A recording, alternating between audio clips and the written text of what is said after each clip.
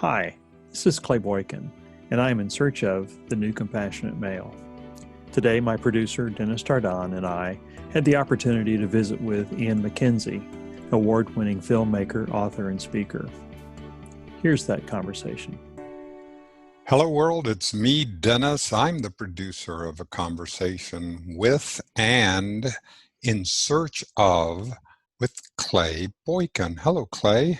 Hey, Dennis, how are you today? Well, we are in search of the new compassionate male, and we found one.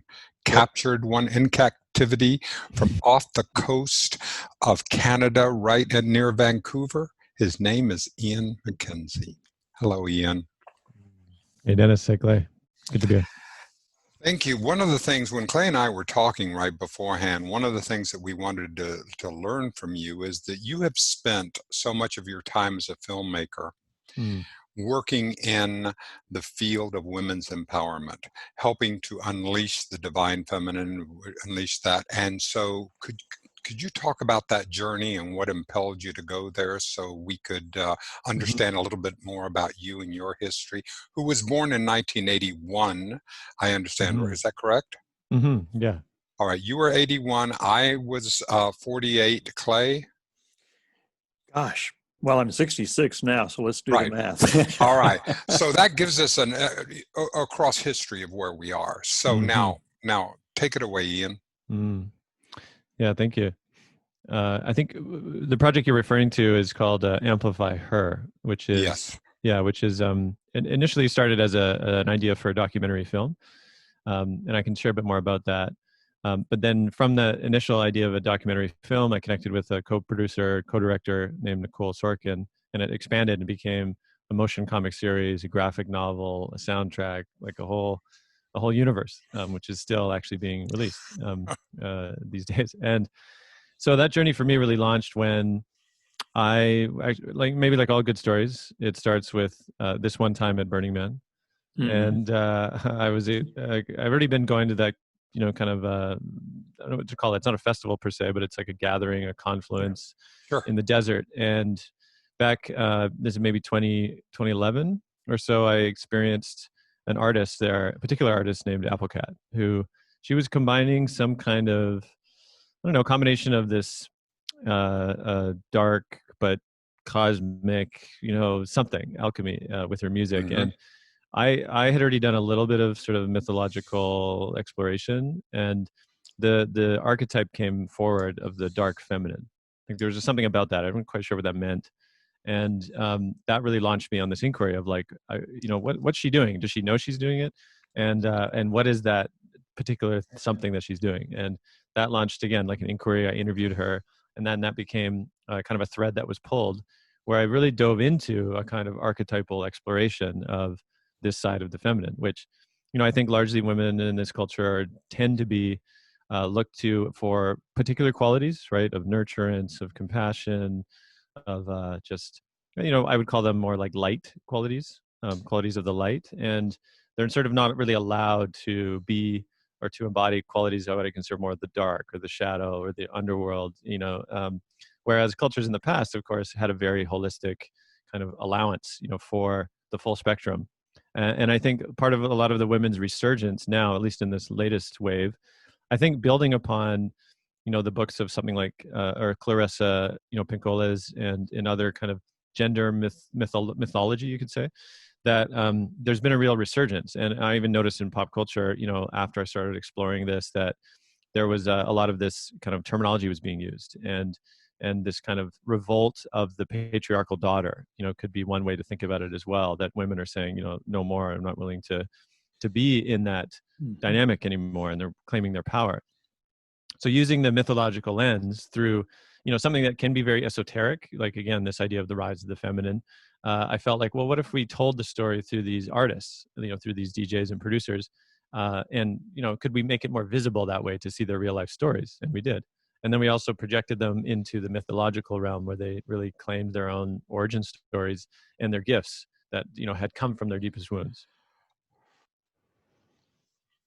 Clay, you've been this What we've been doing, Ian, what I joined Clay recently, I say recently in less than a year, is that because Clay, you've been in search of the new compassionate male. This is the new archetype. We're talking about how if the patriarchy is crumbling in the quantum age, and what we're doing and going to note what is going to replace it. So here we have the new archetype for the women as we're doing. And Clay, this has been your journey. Well, yes, and I was really excited, Ian. I was just listening to your interview with Michael Mead. Mm-hmm. What a powerful interview that was, and going through and talking about the archetypes and so forth. And I really liked what he talked about you can't codify one. And he talked about the king, warrior, magician, lover, and how he said, okay, but again, you can't codify it. And so he pushed back a little bit on that. What I've come to find over the past 8 years that I've been in earnest looking is that with all the change that's happening, that there's a burn inside men, and they're trying to figure out what that is. And I believe that that's the essence of their real truth, and that is really trying to come up right now and express itself in its natural state, which is a state of love played out in compassion. And that if we use those 4 archetypes, if we say, okay, that's okay right now, king, warrior, magician, lover, that each one of them possess this element of compassion, that's really the drawing point where they can all point to that common theme. It's played out differently. It's played out differently for the lover than it is the warrior. It's sometimes played out soft. It's other times it's hard. And so that's what I've been exploring, and I can't define that archetype. So that's why I'm in search of, and that's why I'm so excited for us to be talking, because I'm just got Oh God, yes. Yeah. Yeah. I've just gotten a high level, view of what you're doing, and I'm thrilled. And that's why we wanted to dig into your cellular journey, because as you made this decision and you said, wait a minute, there's something here for me to begin to explore. And your podcasts are going so deep. And so what was it what were some of the elements that impelled you to begin this next chapter of all your producing that you could have chosen? Thank you. Just had a minute. My young son just popped in, and hey, he's just grabbing a couple things. All right, good timing. Yeah, no, my partner, she swooped him out of here, so he's on his way. But yeah, he's about 21 months now, so it's nice. Oh wow! Congratulations. Yeah, thanks. Yeah, talk about really, revisiting the inner child and the outer child and all that stuff too. So that's a whole other thread. But I think for me, the shift from studying and exploring the feminine archetypes, coming from this, I think really the sincere wish to be helpful, to be helpful to this time. And I think I don't know if Iron John, he talks about this, but this idea that, if men who have some degree of sensitivity are able to look out at the world, right, and see what feels like, ongoing mayhem from largely wrought at the hands of men, is kind of what it can feel like. Yeah, that there's a reaction to that, which is, whoa, I don't want to be that.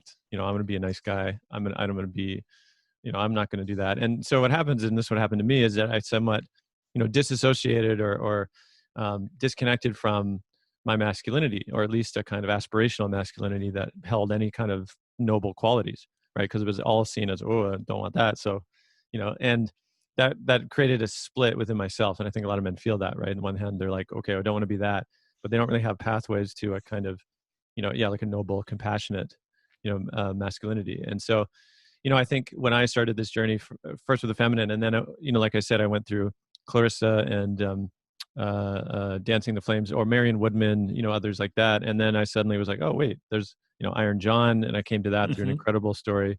actually connecting through my grandfather in his records, after he died. It's an incredible story. But I recognized, I was like, oh, there's actually been an inquiry into this that had been called the mythopoetic men's movement. Right. And I suspect, like both of you had been there and like it was very alive for you. And I feel largely went underground, at least until more recently, the last few years, where I feel it's coming through a resurgence. So I would call it maybe the second wave of the mythopoetic. And this is like the interview I did with Mead, where I really felt, oh, wow, like I felt an urgency to actually connect the generations, because I felt like the newer generations were a little almost like too disconnected from the lessons of the past. A little bit like, oh well, we can reinvent the wheel again. And the elders are kind of like, hey, look, we learned a lot, and you don't need to kind of go through all the challenges that we did. Diversity and inclusion means diversity and inclusion. It just does. Yeah, exactly. So it is a way of saying, okay, look, don't, like you're stronger together. That's kind of what I was recognizing. And so that's a piece about why I recognize, oh wow, like to draw forth, these pillaring or towering pillars like Mead, and I'm looking to interview like Malidoma Some and others, to really bring forth that time, specifically the historical context, because this is also why I feel is really important, because often when you talk about things like archetypes and almost like they're kind of universal, free floating, always there, understandings, the challenge is you lose the historical context of what was going on at the time. And I actually interviewed the Mankind Project, Bill Koth, co-founder as well. And I asked him in a way to bind the journey of Mankind Project and their own experiences to history and to cultural moment, of which a lot of this grew out of the response from the women, of course, right, who had started to do all this deep work. And the men were like, whoa, okay, we got to respond somehow.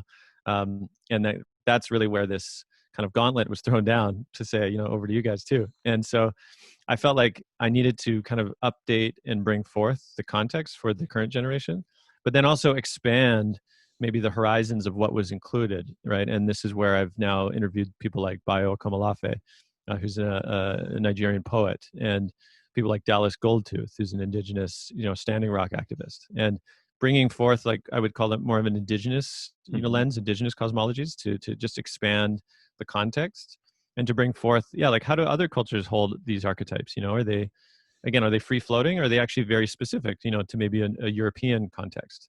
And not to say that they're wrong. It's just like, okay, when we add in other lenses, they actually, enhance them and enrich them instead of somehow, jostle for supremacy, which again is, as I think was never the idea. So. Ian, this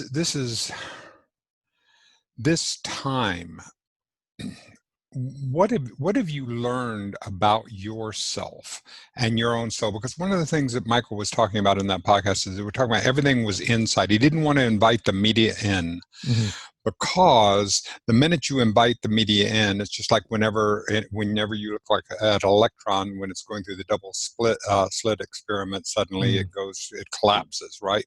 It changes it, and you can't do that. So now it's the time that we're having to take it out. And so what during these episodes that you have, what has been working on your own your soul and your own evolution? What have you been learning about Ian?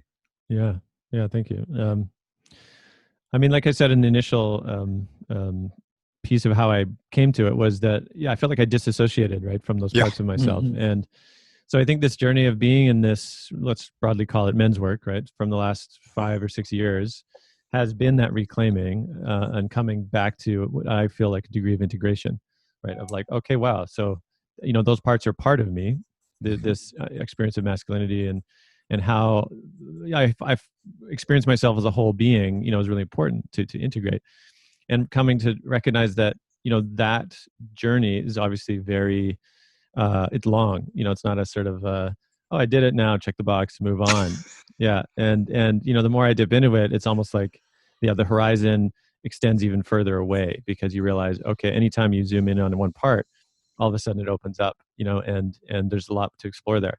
So I would say certainly my edges now are looking a lot about what is true embodiment, for one, what are the gift of emotions, and even in I say it that way specifically, almost to represent what I feel a lot of men experience, and I know I have in the past, which is, I would call it like a deep distrust of emotions, actually, right? Like they seem a bit too wild, a bit, just kind of anarchic and not what's the point other than to simply lose control of, where control and self-mastery seem to be the order of the day for, men in this culture. And so coming to a place of trusting their intelligence has also been an edge for me.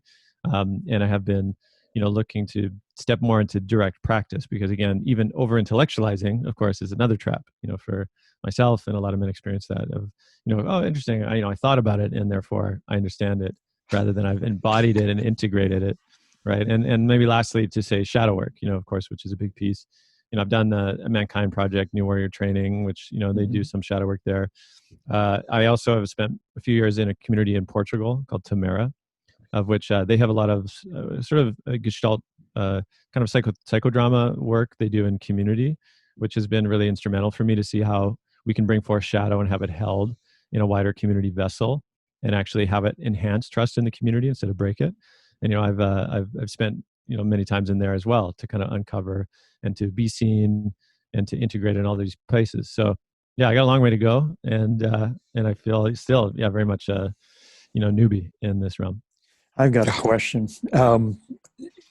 You get it. The divine masculine, the divine feminine within us. And we can have this conversation because we can both touch into that. Mm-hmm. What about the conversation with the toxic masculine? Mm-hmm. What about the fellas that are there? Can you connect with them? Can you relate to them? How does that work? Mm-hmm. Yeah, thanks for that.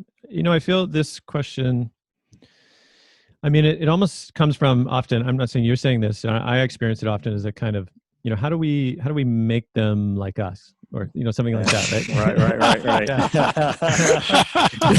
Did it sound like that? and it's a, it's a sincere thing. And I'm wondering, I feel when we see, like I said, look out and you see all the, chaos and violence, and you're like, how do we stop this? So yeah, I feel like it comes from that place. And I guess I've recognized how there is such a gift in meeting men where they're at, certainly. And I find often, we can speak in this way, and certain language can be, above accessibility for a lot of men, right? Who are kind of like, what are you talking about? And I think, therefore, it's really important to be able to embody those very, qualities, whereby I would say this, something switched for me a little while ago when I recognized, it wasn't so much about changing men that I encountered as it was to, be that messenger. Do you know what I mean? And I don't want to trot out the kind of cliche, be the change you wish to see. But for example, I began walking through life not kind of reflexively othering men. Mm-hmm.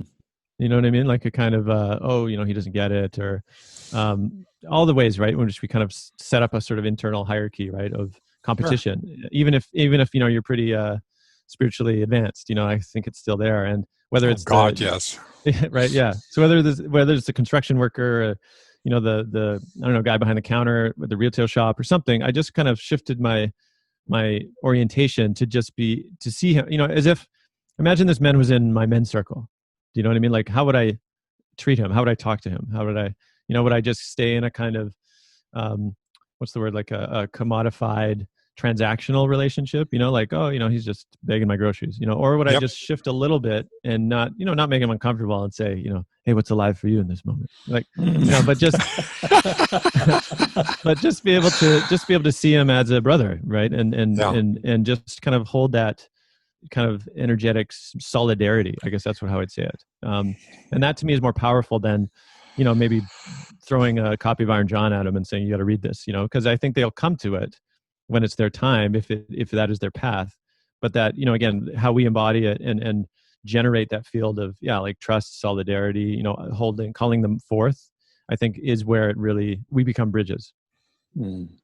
You're talking about holding this form. One of the terms that we use is holding space for somebody. Mm-hmm. And in our circle, when we come together, we'll have 20 or 30 guys every Monday night. And that's so much of what we're doing. And part of it is teaching ourselves not to jump in there with the solution, not to try and fix the guy, but create a space where healing can happen, Mm-hmm. and to hold that for that fella. Mm-hmm. It's so powerful. Mm-hmm. It really Found. I've experienced it over and over again. Mm-hmm. Ian, we've had men, more than one, whose wife either died that day Mm-hmm. or Whoa. had happened that week, that came, their first experience was to come into the circle. Mm-hmm. And we sat with him as it happened. I mean, I know that sounds like an extreme example. There are many other examples, but the internal soul work that we're seeing happening there, and that we're seeing how it feels to me, over my being the elder of you three, it feels like something has fundamentally shifted, that there is an opportunity there are opportunities for conversation that have not happened before, which makes this all that more important. What is your sense about the time that we're in? Mm-hmm. Yeah, what comes to me is, this is something that's became more clear to me the more I talk to Indigenous people and how they hold specific cultural understandings, for their particular culture. And I just want to highlight something which, to me, it feels almost like it's hard to see when it's the water you're in, right? Mm-hmm. That you kind of have to step out of it to be able to be like, whoa, and then see it. Yeah. And so what I would say, the thing that is unseeable by this culture, and I speak maybe, modern North America, is that, we are living in a time when so many of the ancestral lineages, right, have been lost, right? Like a lot of the Europeans, right, that came over in particular. And I'll say that, I'm a second generation Canadian, as in my grandmother came from Ireland, whereas my, father was born here, and, me being here. And at the same time, I know so little about Ireland. I've gone back actually twice to experience it and to see family that are there, and it's been profound.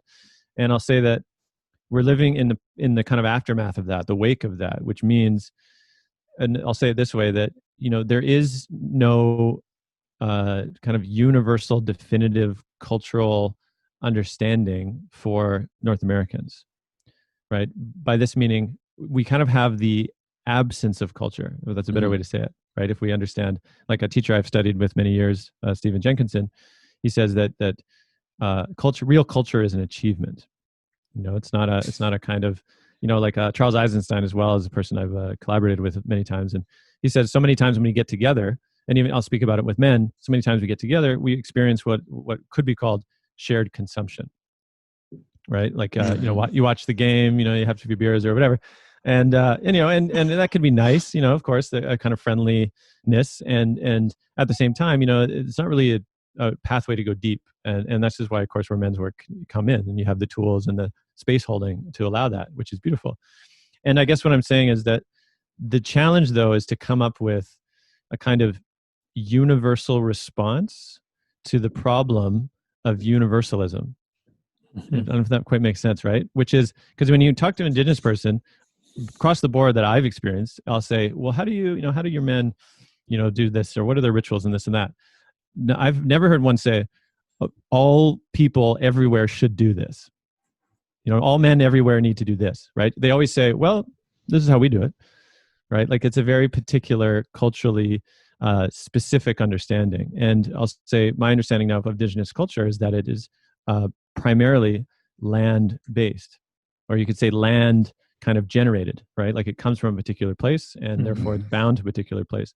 Whereas so many of us have a challenge of the men who don't have those ancestral lineages, right? Of coming up with a kind of cultural mandate, but so many of us don't have, 1,000 years or so in the same place anymore to have that generated. So I guess what I'm saying is we get into a problem, which was, we think, a kind of universal response. Let's get all men to go through this experience, as the medicine, But the challenge, of course, is that there's a diversity of kind of responses that are so needed. And so I guess that's what I'm saying. We're in this kind of unity and diversity, right? Is the kind of way forward, rather than a kind of, we all need to do this thing, which is, you could hear it almost like a monotheistic kind of hangover, right? Like, there's one way, and let's all get them to join the one way. So I guess that's what I'm saying. The opportunity for me is recognizing, that, like Dallas said, the Indigenous fellow in the interview, he said, I don't think that it's about, say, getting Indigenous men into these kinds of, let's say, more modern men's work circles, because they got to do their own work with their people. There's deep healing work, and we have to do specific healing work, which is specific to our context. And I'll say for me, just, with my skin color, is to look at whiteness and to look at, privilege and to look at appropriation, all these things that are Right. sort of necessary ingredients to coming up with a kind of deep culturally informed response to men's soul work. As you were talking, going back to this whole we, they, one of the things that I've experienced over the past couple of years, or the past year and a half, I guess, is working with an organization called Gender Equity and Reconciliation International. And it's, in essence, creating a safe space to nurture and to allow deep healing between women and men, to recognize that we're all wounded by this patriarchal system. And our wounds are different, and we're not there to compare, but we're there to honor and respect and acknowledge that this is the first time this person may have ever spoken these words, and into a mixed group, and allow an alchemy to happen, a healing to happen. And in the same vein, when we're in our circle, our men's circle, we recognize that we're all wounded. We carry different wounds, and to be able to honor that. And I'm going to differentiate here between calling somebody out or seeking to get them to be authentic and nurturing, and again, creating that space. Because I know for me, I didn't trust other men, right? Yeah. So I had to get over that, and I started a men's circle to figure that out, and I'm still figuring it out. But it's the one space where I can go during the week where I can work on connecting my head and my heart together, and then being able to speak it.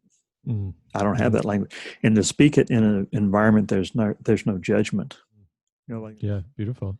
I appreciate you said the distrust thing as well, because I think you're right that that level of undercurrent, I think, for a lot of men is sort of omnipresent, and I didn't actually even recognize it, maybe like many of you, until doing a bit more of the work and being like, oh wow, I actually really don't trust men, beyond a certain easy surface camaraderie. Sure. Yeah, and I think maybe the difference might be men who experience, for example, being in combat, with other soldiers, or men who go through firefighters, or something like that, where they experience some kind of deeper challenge together, often life or death. There can be a deep trust that emerges. But I think other men don't have that kind of experience, and don't realize, how close to the surface that distrust actually is, and how deep it goes, actually.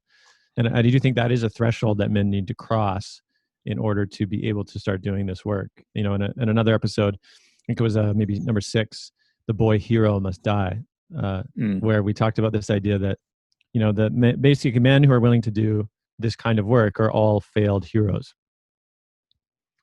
Like the hero is the lone wolf, the hero is the one who, has it all together, who can do it all, and they have to almost hit that wall and crumble right before they're like, oh wow, I actually can't do this on my own. And now wait, there's other men around here who actually figured that out too. And that's the kind of way in. When what was your failed hero moment? Yeah, thank you. In Robert Bly, Iron John, I think he says this in maybe The Road of Ashes, right, where he says a lot of men experience this around maybe 35-ish, and I was pretty much right on cue. At 33, actually, I got divorced. I was in a relationship for 10 years. We were married for 6. And it really was that kind of everything I thought was me and, my life and everything burned to the ground.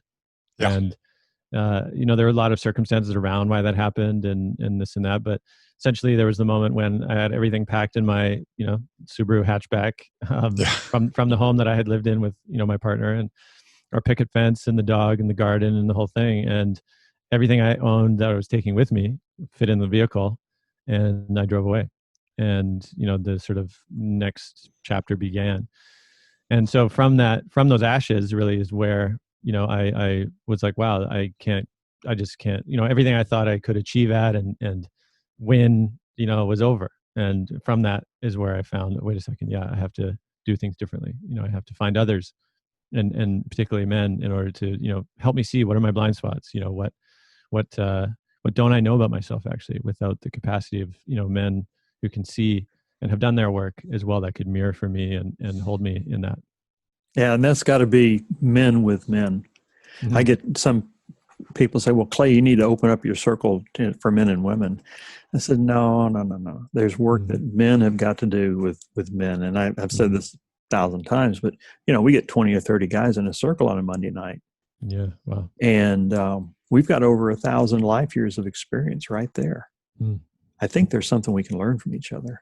And once we've done that and we've learned how to speak, then we can now take the next step and begin to integrate and heal, with our spouse or partner or women. Mm-hmm. Beautiful. It makes me think too, that just the last thing about that, it's easy to see, I think, that there is an ancestral echo there, right? Mm-hmm. That, if we were living in village still, where it would be natural for a kind of village intelligence for, at times, right, the men to gather together and to, do that work, and then the women together. And likely a lot of indigenous understanding had a third gender, right, or a kind of two-spirit or whatever it was, and they probably had specific work that they would do.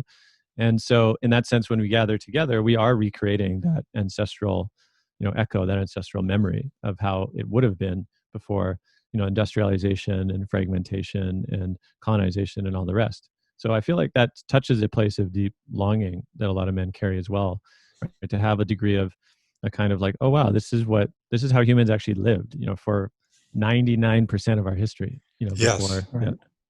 Is there something there, Ian and Clay, about the idea that this idea of a nuclear family that is cut off from others, as opposed to us being a tribal species, where in a tribe it actually would knock the edges off of some of this, that the stuff you wouldn't be able to get away with, and you would have to confront and deal with in a more tribal, if we were more interconnected, and as we're trying to redo it digitally now.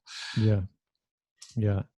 I mean, I can chime in on this. It's interesting that the word tribe came up with Bill as well, because he has a new sort of initiative, right, called Time for Tribe, and it was really looking at how to build really like small scale, I would say like almost like a village pod, right, of people that are really in with you, like you really build deep trust with, mixed gender, that could really hold each other and all the rest. And again, like I think a beautiful initiative. And the word tribe to me also has a kind of challenging affiliation. Again, we talk about appropriation or whatever, the kind of legacy, right, of colonization. Sure. And I looked it up, actually. It's initially a Latin word, that the Romans used, right? I think it meant a sort of particular, group of, almost pod would be another way to say it too, within a wider Roman, larger city state. And then later became used by anthropologists to denote kind of African primitivism, right? So we'd say, oh, they're tribal living as a kind of primitive, pre-civilized label. And then I think more currently we tend to use it. Yeah. So then more currently we tend to use it as a kind of, like what I would like to say, a kind of villagey way. And this is also why I tend to use that word instead, because I feel like it kind of just releases it from a primitivism, or a kind of unconscious primitivism. I like that. Yeah. Because then I think what happens is, because this is the kind of prejudice that modernity does when it looks at other cultures, right, and says, oh, they're basically pre-us, right, which is a fascinating way to think about it, right? Like, oh yeah, and even when we say developing nation, right, it's the same thing. It's like, oh, they're basically on their way to being like us because we're great and clearly we're better, so they'd want to be us. Whereas a lot of indigenous people, of course, are like, no, we don't want to be you, actually.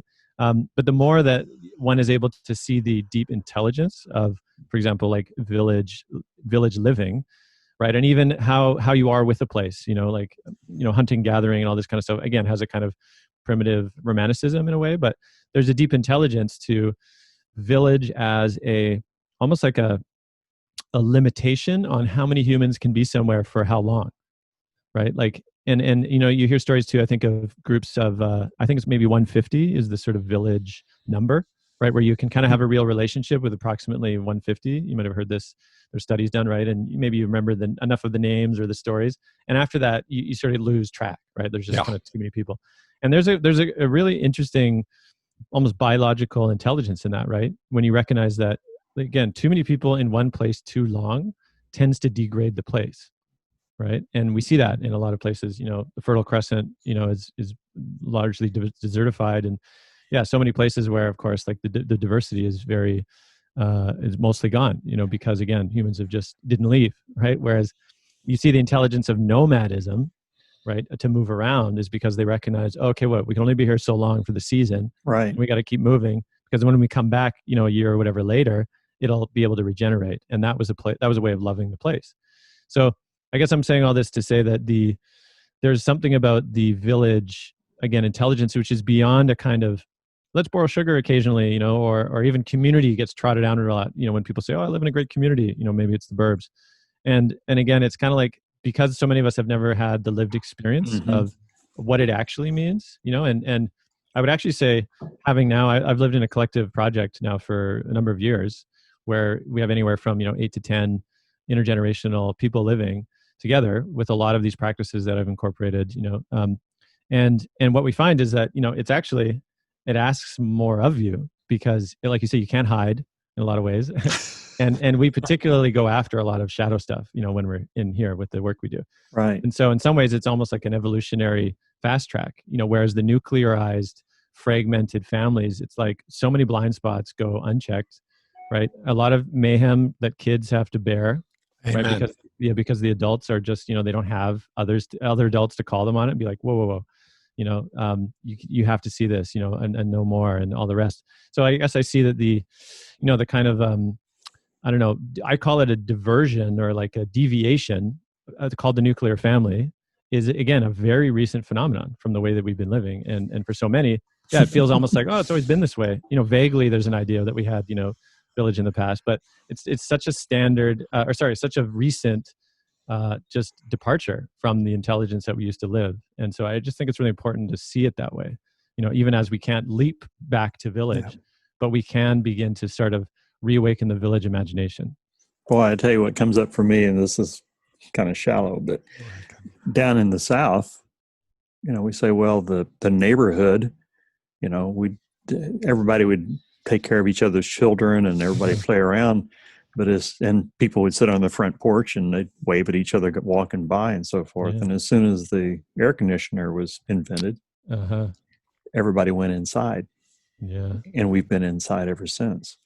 Wow. And I can't say, what's the last name of the person that lives next to me? I don't know.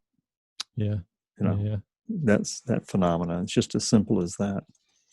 I love that reawaken the village imagination, because there's something there. There's something within us. It feels like that whatever is happening is more a process of subtraction than addition. Mm-hmm. That it's there. It's that we need to take away some of the things in order to allow it to naturally emerge, rather than something that's missing that we have to glue in. Yeah. Beautiful way to say it. And I really love the link to the air conditioner example, that Clay just gave, which is that, technology is always a double edge, right? Like it giveth and it taketh away. and the kind of unforeseen consequence of something like air conditioning, like you said, is in some ways catastrophic to village life or to neighborhood life, where you're right, the inability to sit inside when it's hot means, oh, there's more eyes on the street, means, oh, hey neighbor, and conversations naturally happen and all the rest. And suddenly a convenience, right, of like, oh, now I can be cool, during the hot times, suddenly nobody's outside anymore. And I feel like this is the relationship to comfort often, which most don't recognize. You might have seen that movie from the 80s. I think it's called Dinner with Andre. It's kind of a classic. A little two-person conversation. Exactly. Yeah. And there's a beautiful riff in there. And I can't remember the specifics, but basically he kind of makes that case. He's saying comfort is the thing that gets in the way of the ability to engage, to understand what's necessary or what's important, right? Because the distractions or the addiction to comfort, which we have an entire culture which that's the highest achievement, right? Is comfort. Yeah, and so it's very difficult to be willing to release comfort unless you have to, right? Unless you can't afford the thing, or unless all these other things will get in the way. But all of a sudden, most people tend to recognize, you see in the aftermath of big calamities, weather events or floods or anything, it's like suddenly now you have to know your neighbor, because they're throwing sandbags down, next to you, or wildfires. Suddenly it's like you're next to your neighbor, in your car fleeing, and all of a sudden, hey, we never even met, and here we are. So it's like these calamities often create the conditions whereby suddenly we need each other again. And so this is why I mean by, in some ways, it's a hard thing not to wish for, that the comfort gets less comfortable, because again, it feels almost a totally antithesis to what we've been conditioned to want in the culture, which is, comfort above all else. And, the times are as they are, likely means that comfort can't go on as it's gone on, without higher and higher cost, of course, to the biosphere and to those that, are less up the chain. And so this is a lot of what's happening with Black Lives Matter, I think, and others where, it's really like the feedback is finally getting through in the system to say, hey, like we can't go on like this and we need each other. Do you seek considering we're in July of 2020 when we're recording this, do you see COVID and the global pandemic as having an impact? I mean, just to put this into context, last night I read on the news that the Bahamas is barring travel from the United States. Mm-hmm. I mean, let that sink in. Mm-hmm. The Bahamas is barring us, United States citizens, from coming. And when they have a tourist-based economy, so something's going on here. Yeah. I mean, it's such a rich moment for a lot of reasons. And I draw upon the conversation I had with Martin Shaw in the podcast. He's a storyteller from the UK. And he does a lot of rite of passage work, wilderness rite of passage stuff. And he had this great example where he said, specifically about COVID, but he said, many, like, let's say men can experience the same encounter with the wild, let's say, and have very different experiences, very different sort of things come from that, right? And he gives another example too of, say, being in war, as a rite of passage, as an encounter with, mayhem. And he says, one can come back and turn to alcohol and drugs and totally devolve and, end up in suicide. And another could turn that encounter into seeking an actual deeper healing path and, find others. And so I guess that he's saying that the encounter alone doesn't guarantee an outcome, right, which is favorable. And so this is kind of what I feel also with COVID as well, which is, many of us are experiencing a highly disruptive, encounter with a being that is, invisible and yet very consequential. And so how do we choose to relate to it and to, go through that integration because of it? Some see it as an enemy, right? Which is because it gets in the way of all of the things that they think they should be doing and the way they wanted to live their life. And so, eradicate at all costs. Others say, wow, this is a wake-up call. I realized that I wasn't that happy anyway, maybe. And this is a great opportunity to turn towards really what am I here to do and all the rest. So, that becomes their integration. I think as a kind of larger possibility, I think, we do have the opportunity for what I could call a kind of maybe global, wake up, I could say, where, we have the possibility of really shifting course, whereby, 6 months ago, it would have been unheard of, that most global air travel is grounded, like that would have been a total impossibility, right? Not that long ago, or all of the things that people do that they say, I could never give that up, all of a sudden, here we are. And we're still, if you're lucky enough, privileged enough, maybe you're still okay. So I guess that's what I'm saying, that we really have a choice of how we respond and react to this.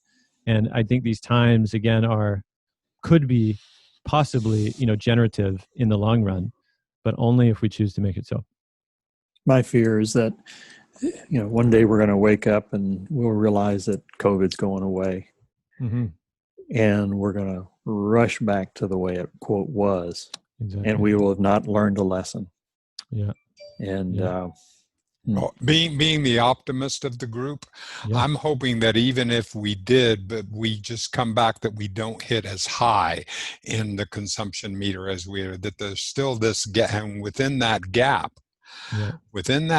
is where all the magic is happening, because it feels different. It feels to me that because I'm trying to think of, like, 20 years ago, let's say that you wanted to start these conversations and you wanted to have, how hard would it have been for you both, not just to find the people and get them, but get other people to listen. So there is a wave component to where there's something amplifying the others that is going on right now. And when it hits me at this deep level, it's changing. I'm feeling it shift. And Ian, I want to ask you about something. Where are you as you're looking out at the world of idea and edge walkers, as you're working? Where are you looking to have these conversations? Who are you? Who are the people that you're exploring to have these conversations with on your podcast? Yeah, thank you. I mean, I'm lucky enough that largely most of the interviews I've done so far, which are close to 20 now, are all people I've crossed paths with or have a direct relationship with. So in some sense, I'm just drawing upon the wealth of, the circles that I've been in, privileged to be in as a filmmaker, right? Where, I been able to go to a lot of incredible places, like I said, Portugal, it's a place, Tamara, Finhorn in Scotland. I attended something a few years ago called the New Story Summit, again, which was like a nexus for all of these people doing, deep change work. And so I really just kind of drawn upon that existent network to invite certain conversations, which I've been grateful to have. And I'd say, the edges that I find most interesting now, like I said, particularly interviews like Bayo Kamalafe, the poet from West Africa, like his capacity to, invite a different way of seeing, I think is so vital. And he has a great, just sort of I don't want to call it a tagline, but it's come out a lot in his interviews, which he says, "The times are urgent. Let us slow down." Right. And that paradox, right? Which when the fix-it mind, wants to get in there quick and be like, okay, what do we do? What do we do? That there's something else that's needed, a kind of courtship of slowness, that allows for possibility to emerge. But if we move too quickly, all of a sudden, we've lost it, because you just sort of reenact more of the same, because how could we not, right? And so, I'm really intrigued by those that have that capacity to bring in a different kind of wondering. And like I said, a lot of indigenous cosmologies, which I think are so vital to diversify the understanding, the ways of seeing, right? And I'll say in general, in particular now I speak of the context of North America, aka Turtle Island, to a lot of indigenous folk, that we have a very particular context, which I feel is different than a lot of the rest of the world, in that, we are still living in what could be called first contact, right? Like the idea that somehow, it's over, it's done. Like that's a colonized understanding, right? That the past is gone and it's over, and, get over it and all the rest. And I think it's very possible that, and by the grace of, the indigenous folk that are now in a deep resurgence, which has been confirmed to me through a number of them, that there's a possibility here of really rebuilding right relationship, which I do think is the key actually to any livable future. No question. Like the fact that... How beautifully said. Ian. Yeah, thank you. I mean, I feel like, because again, unless we're willing to, that is the shadow of this country or this nation, Canada as well. This is the shadow that it was built upon, a genocide of the indigenous people. And the willingness to really go there, right, is part of that slowness, I think, right? Because if we just approach indigenous wisdom, even as now is becoming more vogue, then we come with a kind of hungry ghost pillage mind, right? Like, save us. And, I interviewed a Cherokee fellow for an interview, a film called Prayer for the Earth, based on his work. And he said it really well. He's like, that's a bit much to think that, suddenly we were the ones that were in the way of progress. And now we, all of a sudden we're like, oh, progress isn't what it was meant to be. Now it's indigenous people save us, right? That's like, the height of hypocrisy. And it's possible to court that true wisdom through slowing down and actually being willing to, see what's been done to build that right relationship again. because again, there is no foundation without that. I feel like anything else is still built on very, shaky, idealized, romanticized ground, right? Of this idea of the heroic pioneers and all this kind of stuff. Like we'll just recreate more of the same, and the biosphere can't take it anymore. So that is such the place to begin again. That is. Ian, I want to ask you something just in general. What was the experience of becoming a father and having a boy? That experience and what that's both done to your soul and what you're thinking about of what is going through your consciousness. Yeah, thanks. It's interesting that I recognize, some men will say, I always wanted to be a father, and they're kind of, they just knew it from a young age. And I'll say I was wondering about it, that part of me felt like maybe it's not for me, like maybe it's just not mine to do, until I met the woman that would become the mother. And it was, they say that it sort of completed the circuit of, oh, okay, this is possible, and so that came on me a little bit by surprise. And that being said, when he was born, and now, as they say, he's bopping around and more boisterous every day, and it's been profound. Boisterous, and no pun intended, right? There you go. Yeah, and it's been profound to, I guess, tune back into, again, a kind of deep sense of wonder. There's often that gift of children, and again, to not to see a kind of unsullied, blank slate, which I feel is a bit of this, kind of projection on children as if they're somehow pure, and we're the sinners, and maybe they'll save us, again, in this kind of unconscious way. But that's not that. It's more like the opportunity to really participate, I'd say, in just a longer arc, right? And there's some way that somehow by I see my parents differently, through this process. I see my father differently, right? And now I'm seeing, oh, okay, wow, he must have, I was like this with him, and I never heard about it, when I was older, and suddenly, more compassion, is the result of that. And like I say, like what world did he grow up in, right? Like it kind of invokes a longer timeline.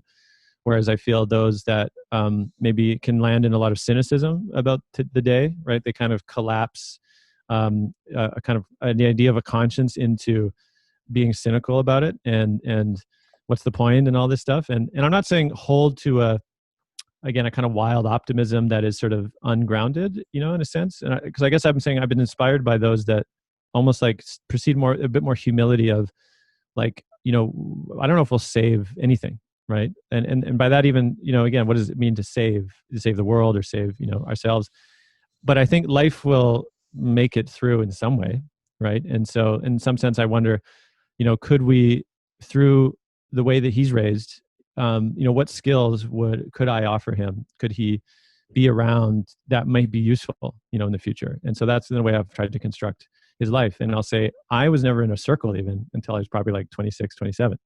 Right. It just wasn't part of my culture, my family, Yeah. And I'll say with some degree of pride that my son, he's probably been in like 200, and he's not even 2. And he's been around like really deep, ceremony and ritual and village, ways, in some of the travels we've done and in the community here. And, I got to think, he does not consciously taking it in, but I highly suspect he's unconsciously, absorbing the transmission of like, whoa, this is how humans are together, could be together.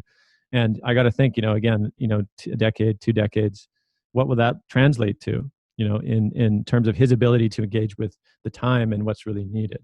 So that's what I'm saying. It created this longer arc of just seeing impact and consequence, in my life and like previous, fathers, and now with him and the time to come. Just to watch them grow up, they grow up fast. And I've just come conscious of that, watching my little neighbor boy grow up. Mm-hmm. And he's about 3 now. Wow. And Clay, in your journey, as you've seen, you had your heart bypass, and that after a long career in the computer industry and all that, and really to have that big change, that shift for you, was that your death of the hero moment? Oh gosh, yeah. And I only wish it happened when I was 35. For me, it was 53, and that's a whole story in itself. But I had a mystical experience that turned out to be a bypass operation afterwards, and shortly after that, the market crashed, lost work, and was sitting on the sidelines for 2 years. And that was, for me, my dark night of the soul. And that's where I began learning about people like Joseph Campbell and John Bradshaw and Michael Meade, Robert Bly. So that started to come to the surface. It's lovely to see, Ian, to know what you're doing on the planet, and to know you, Clay, and to know what you're doing, and know what I'm doing on the planet, because this is where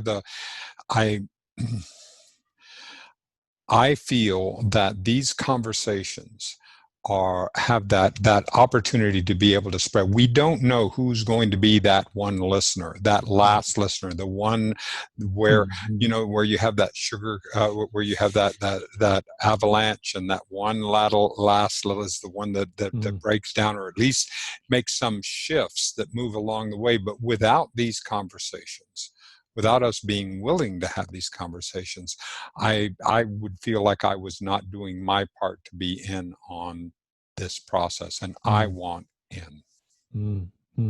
Beautiful. I agree. I think it really invites, again, a kind of nonlinear emergent process.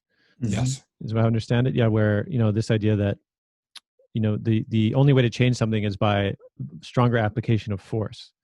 Right, which is I got to make somebody do that, and that's I would call it on the if there is a pyramid, and that would be the lowest pyramid of achievement. I think of the using force to change something, because I feel there's whole other intelligence from relationship and from I like to call these things like pollinating the noosphere.